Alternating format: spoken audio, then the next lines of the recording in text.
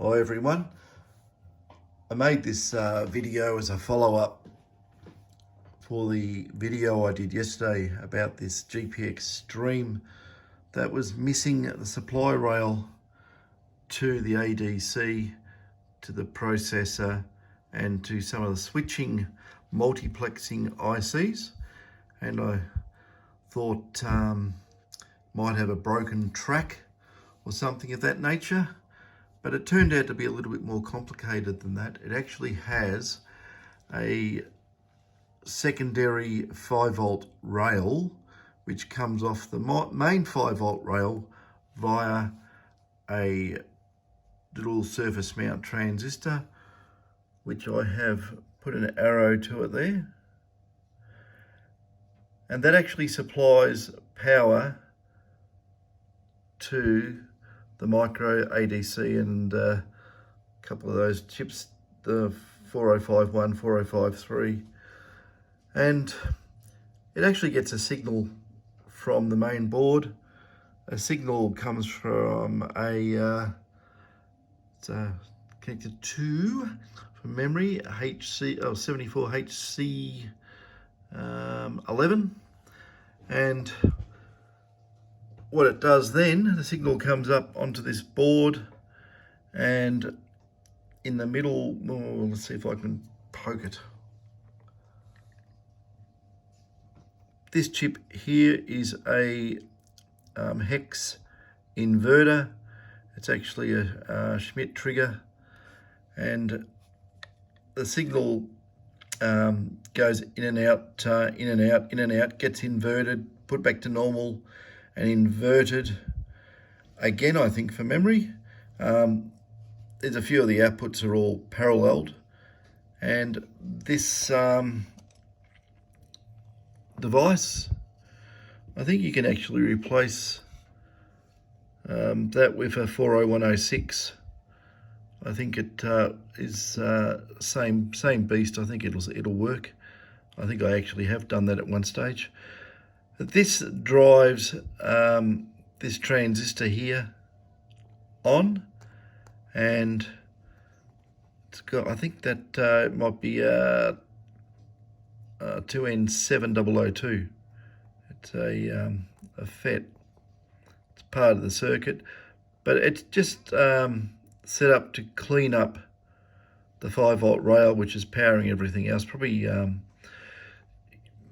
probably more of an effect would be to stop noise from this and this getting into everything else. But it does, it cleans up the power supply rail. It's just another way of, a takeoff of the normal 5 volts and feeding these components. Because they switch, maybe it isolates it from getting down into the low noise section, which is on the other board down here.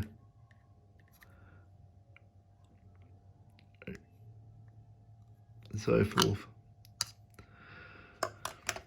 Anyway, I was going to do a demo. I've charged the battery. I better turn it on. Multimeter lead sitting under the board, probably caused smoke. This is the detector with that pot core for the inductor. But I'll turn this up volume-wise so you can hear it. I actually listened to the other videos and I just noticed the audio is way down. So we'll give it a crank. Now you got to remember, this is just a very stock standard repaired detector, 0.05, and up here the coil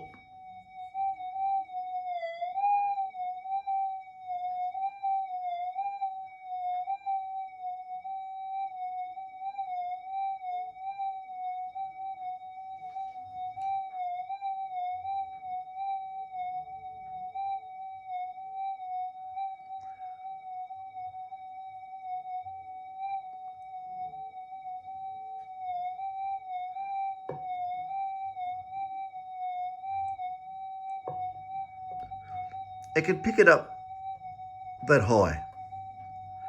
Now, before I put that hot core inductor in there, it was somewhere down about here, and that was a toroidal inductor. But what it had sitting in it was some unshielded inductor, and the sensitivity was way down here somewhere.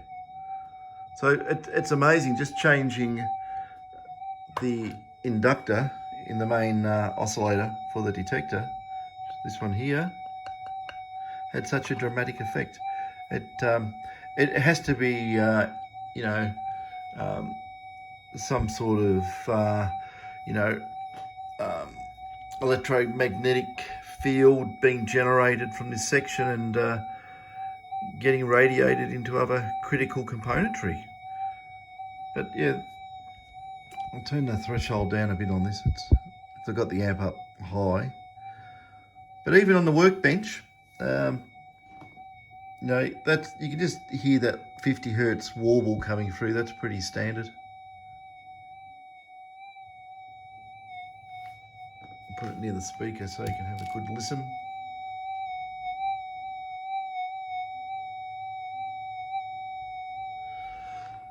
So that's this detector.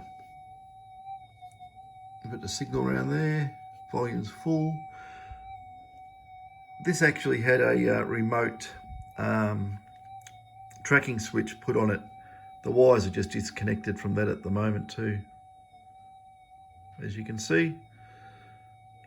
So it's in fixed tracking. If I join those yellow and orange wires together, it will go into tracking mode. But the ground balance on this is fine anyway, so I gave it a good test. But you know, that's pretty good for such a small target. No special modes or anything. And if I go on the coil, it's very loud, you know. Not bad for a 11 double D on an old GP Extreme.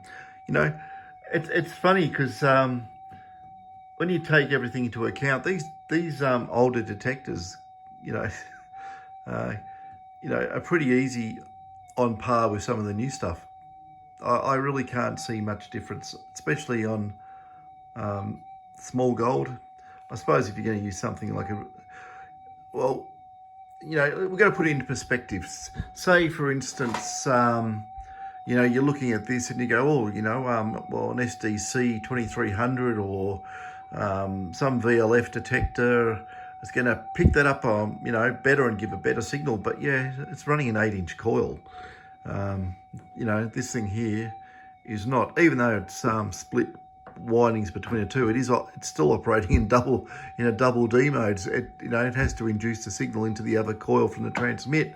So, you know, if I was out in the middle of the bush and that was a mono, it'd be doing very, very well indeed.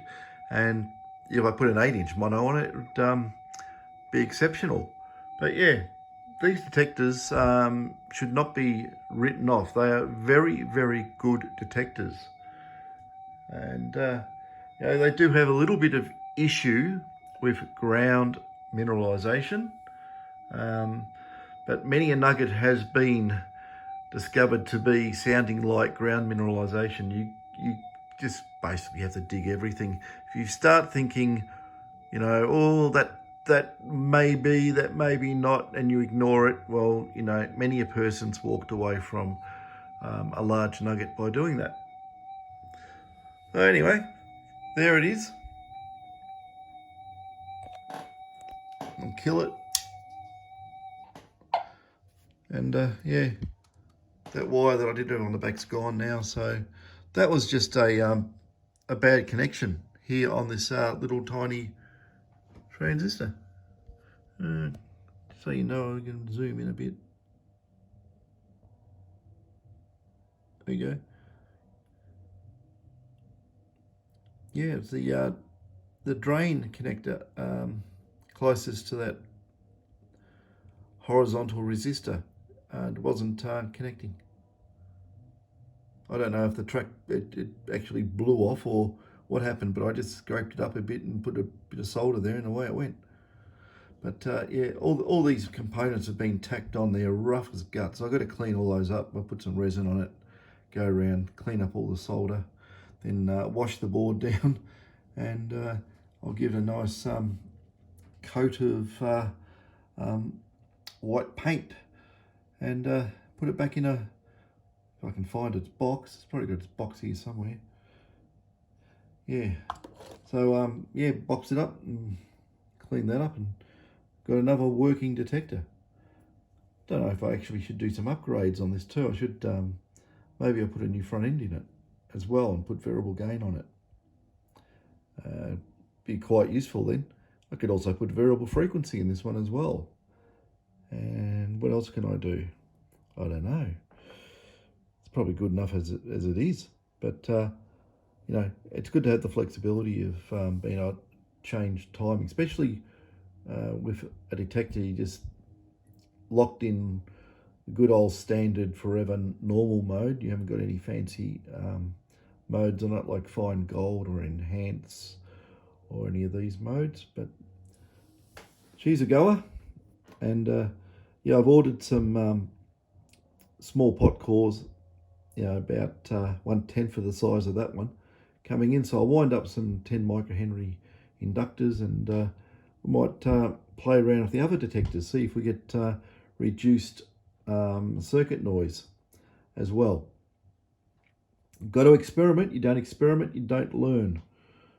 You just can't pluck this knowledge out of thin air. You have to do the hard yards, experiment, and then the experiment, if it works, becomes fact.